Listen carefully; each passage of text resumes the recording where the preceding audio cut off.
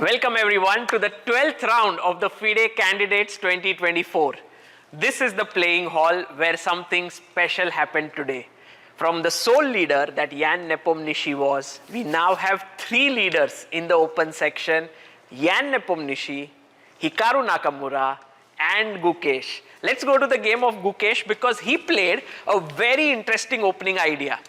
So this is where Gukesh was seated. Maybe I'll take Gukesh's chair, so you can go this side. I shot this entire video of Gukesh entering, then sitting down here. And when Gukesh sits down, he does this, like he adjusts his chair from here somewhere, like this. Then he goes down a little, then he goes up a little, then he does his typical pose, then he writes down his score sheet, and then he does prolonged holding of the piece to adjust. That's how Gukesh does it. But yeah, I really loved this part of following every minute action of Gukesh. And yeah, I should mention that then he sits down like this, and then he watches the board like this for 5 minutes. And for 5 minutes he closes his eyes. By that time his opponent comes. And the thing is, even if there is a guest and if everyone's clapping, Gukesh is just sitting like this. He doesn't really care what is happening, what is going on. He's just focused on his game. So Abbasov, playing with the white pieces, opens the game with d4. And Gukesh goes knight f6, c4, e6, knight c3. And Abbasov is ready to face the Nimzo-Indian. So Gukesh did go bishop b4. And now came queen c2, and I was thinking to myself, oh my god, what is Gukesh going to do? Because queen c2 is one of the most solid openings against the Nimzo-Indian. And then Gukesh showed his weapon, which he and Gaevsky might have come up with. He went h6. And what was very interesting for me is that this is kind of a move to just throw off his opponent. So when Nijat went knight f3, he played c5. And then he took. And now this is very important because from what I know about this opening is that when the knight is on f3, white can no longer play f3 move, f3, e4. So then your knight can actually go from here and sit on e4. And so knight a6, he went g3, knight c5, bishop g2, knight e4, castles, take, bishop c5. And here is where, when e4 was played in this position, he went for this very interesting move, knight h7. I hope I'm showing this right, because, or maybe there was castling done somewhere, but maybe it was this position itself. Like, for example, e5, castles.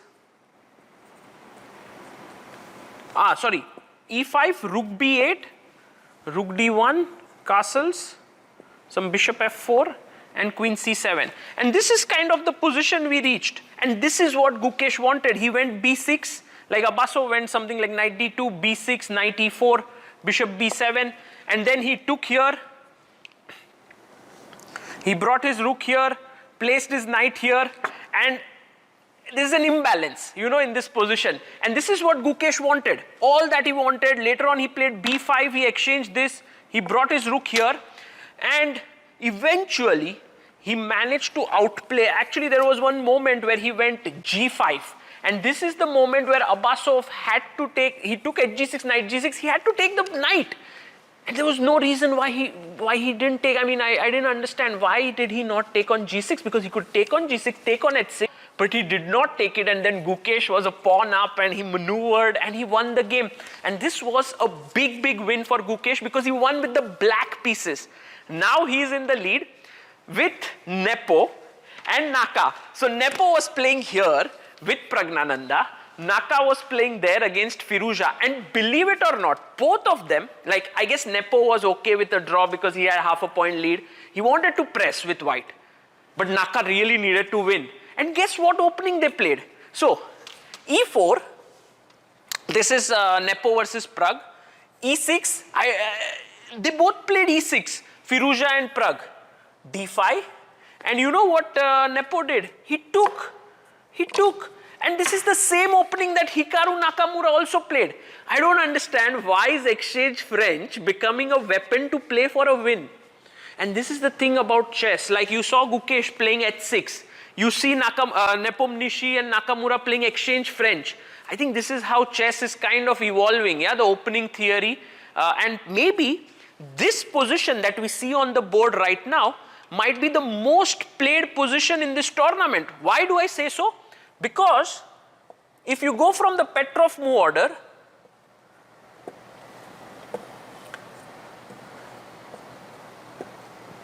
we saw games where this happened. And exactly the same position happened through this. So you have the same opening through Petrov, same opening through exchange French, and guess what? You're playing at the candidates, and this is the opening which is being played the most. But Hikaru Nakamura showed brilliant prep today. I felt this queen a4 check he played, and there was this moment where he somehow created so much tension on the board. He gave up a pawn, this c5 pawn, and I felt like Firouzja's pieces were all sort of in the air, you know, like bishop on c5, bishop on f5.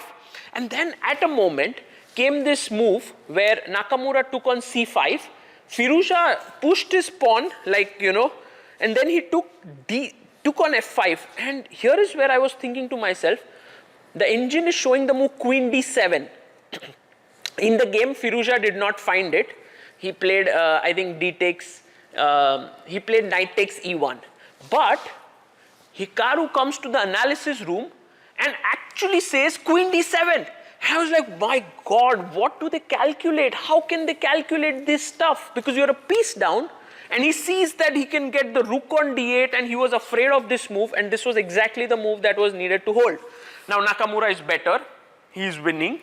He's doing really well. He's very confident, but he makes some bad moves. Suddenly the position is equal, yeah, and 40 moves are completed.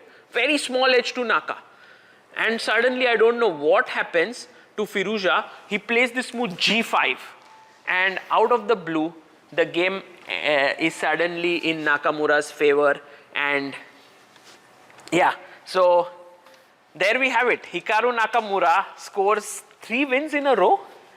Unbelievable, yeah, what he's achieved. And of course, he puts out his recap. And one of the things which he answered, which blew my mind, was like when someone asked him, so Hikaru, today is like, you know, tomorrow is rest day, you must be tired. Will you take rest and put your recap tomorrow?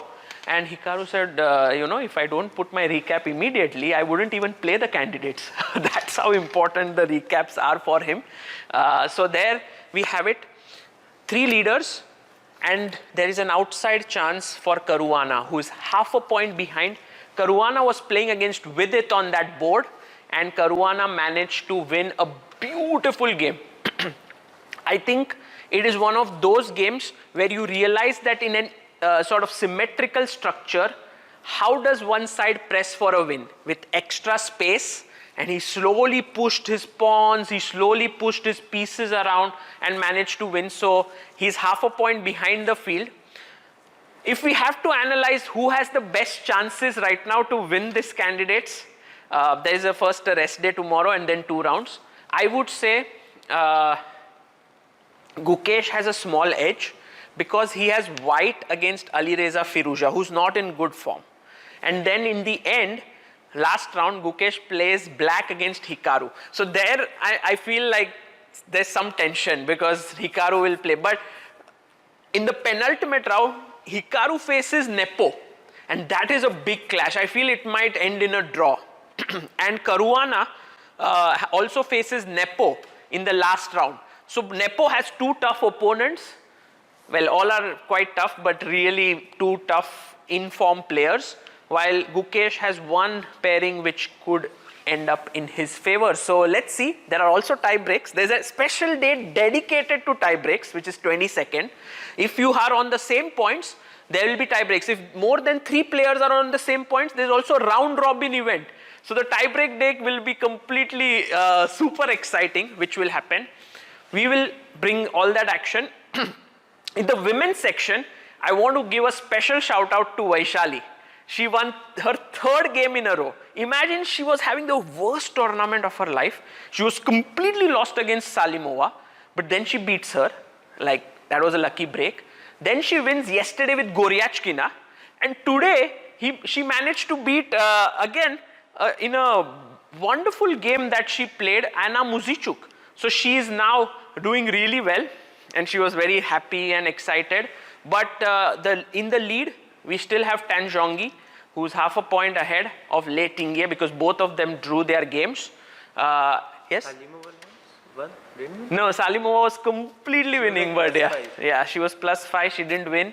So it was a draw, so still Tan Zhongyi is still in the lead, and I feel Lei Tingye, it's just these two players who are fighting for the title. To end this video, I'm going to put a separate video on this subject, but just to tell you, on Monday we are going to have, on Saturday we are going to have a meetup at the Trinity Bellwoods Park here at 11 a.m. and I would be looking forward to seeing all of you who are here in Toronto and in and around. It'll be like a couple of hours of meetup and then we come to the hall for the crucial round. Until then guys, see you. Bye bye.